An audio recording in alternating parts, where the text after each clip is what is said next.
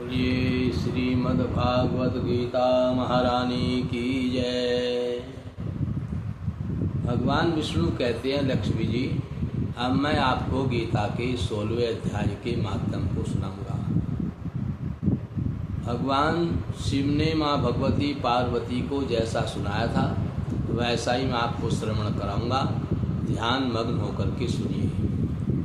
भगवान विष्णु कहते हैं, देवी जी महादेव जी कहते हैं, हे पार्वती अब मैं गीता के 16वें अध्याय का माध्यम आपको बताऊंगा। ध्यान पूर्वक सुनिए। गुजरात में सौराष्ट्र नामक एक नगर है। वहाँ खड़गबाहु नाम के राजा राज्य करते थे, जो दूसरे इंद्र के समान प्रतापी थे।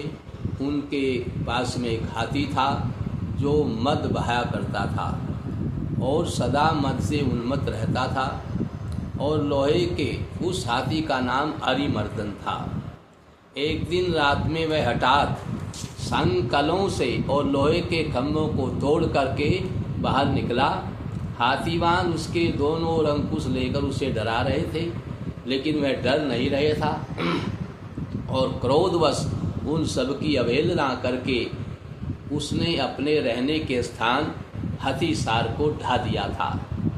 उस पर चारों ओर से भालों की मार पड़ रही थी, फिर भी हाथीवान ही डरे हुए थे, हाथी नहीं डर रहा था।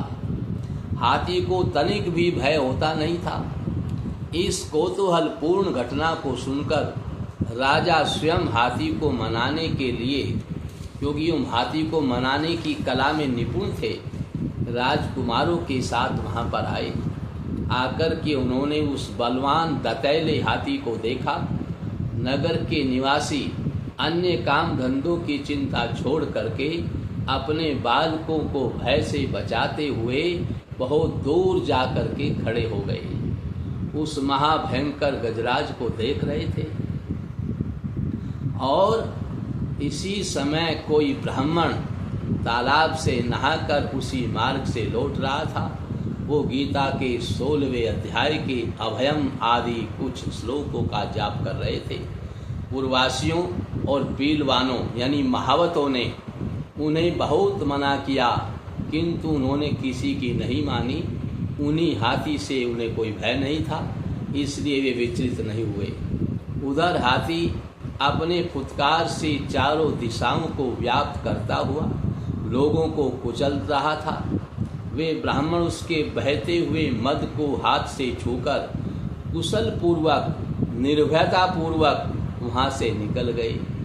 इससे वहाँ राजा और वो जो देखने वाले गांव वाले लोग थे, उन पूर्ववासियों के मन में इतना आश्चर्य हुआ कि उसका वर्णन नहीं हो सकता। राजा के कमल नेत्र चकित हो गए थे। उन्होंने ब्राह्मण को बुलवाया, सवारी से उतर करके उन्हें प्रणाम किया और पूछा, ब्राह्मण आज आपने यह अलौकिक कार्य किया है, क्योंकि इस काल के समान भयंकर गजराज के सामने से आप सकुशल लौट आए हैं। प्रभु आप किस देवता का पूजन करते हैं तथा किस मंत्र का जाप करते हैं, हमें बताइए, आपने कौन सी सिद्धि प्राप्त की है। ब्राह्मण ने कहा, राजन मैं प्रतिदिन गीता के 16वें अध्याय के कुछ श्लोकों का जप करता रहता हूँ, इसी से मुझे सारी सिद्धियाँ प्राप्त हुई हैं। श्री महादेव जी कहते हैं, हे पार्वती तब हाथी का कौतूहल देखने की इच्छा छोड़कर राजा ब्राह्मण देवता को अपने साथ में लेकर के अपने महल में ले आए। वहाँ शुभ मुहूर्त देखकर 1,00,000 स्वर्ण मुद्राओं की दक्षिणा उन्होंने ब्राह्मण को दी। उन्होंने ब्राह्मण को संतुष्ट किया और उनसे गीता मंत्र की दीक्षा ली। गीता के 16वें अध्याय के अभयम आदि कुछ श्लोकों का अभ्यास कर लेने के बाद राजा के मन में हाथी को छोड़कर उसके कौतूहल की देखने की इच्छा जागृत हुई। फिर तो एक दिन सैनिकों के साथ बाहर निकलकर राजा ने हाथीवानों से उसी मत गजराज का बंधन खुलवाया।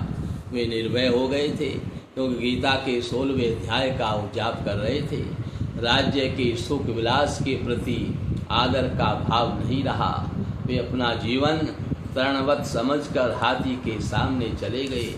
साहसी मनुष्यों में अग्रगण्य राजा खड्गबाहु मंत्र पर विश्वास करके हाथी के समीप गए और मद की अनवरत धारा बहते हुए उसके गंडस्थल को हाथ से छूकर सकुशल लौट आए। काल के मुख से धार्मिक और खल के मुख से साधु पुरुष की भांति राजा उस गजराज के मुख से बचकर निकल आए। नगर में आने पर उन्होंने अपने राजकुमारों को राज्य पर अभिषिक्त कर दिया तथा स्वयं गीता के 16वें अध्याय का पाठ करके परम गति को प्राप्त हुए। इस प्रकार से नियमित प्रतिदिन गीता के 16वें अध्याय का पाठ करके आप निर्भय हो सकते हैं। आपको संसार में किसी से भय नहीं रहेगा और आपको परम गति की प्राप्ति भी होगी। इसलिए प्रतिदिन हमें श्रीमद् भागवत गीता के 16वें अध्याय का जप करना चाहिए, जिससे हम संसार में निर्भय होकर के विचरण करें और परम पद को प्राप्त करें। बोलिए श्री गीता महारानी की जय।